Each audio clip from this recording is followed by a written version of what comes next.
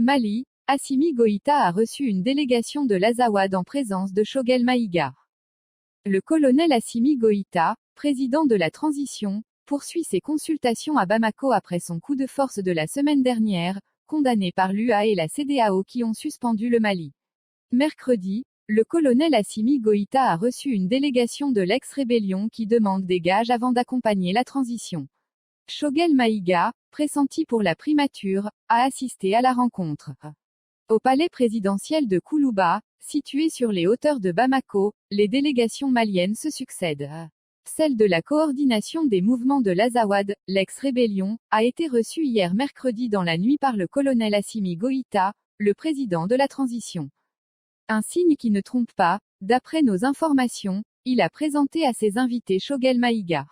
Membre du M5, mouvement qui a contribué à la chute de l'ancien président Ibrahim Boubacar Keïta en août 2020, ce dernier est pressenti pour occuper le poste de Premier ministre.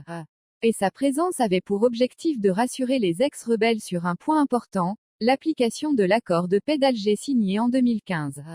Choguel Maïga n'a jamais caché qu'il était contre cet accord qui selon lui conduisait à la partition du pays. De leur côté, les ex-rebelles ont récemment décidé de ne pas accompagner la transition tant qu'ils n'auront pas obtenu des garanties sur son application. C'est désormais chose faite. Quel que soit le Premier ministre qui sera nommé, il ne remettra pas en cause l'accord. En tout cas, à la fin de la rencontre, les ex-rebelles ont été rassurés et ont déclaré leur disponibilité pour l'accompagnement de la transition. Prestation de serment annoncée pour le 7 juin. De sources proches de la rencontre, c'est lundi prochain, le 7 juin, que le colonel Assimi Goïta prêtera serment devant la Cour suprême, avant de signer dans la foulée le décret de nomination du Premier ministre.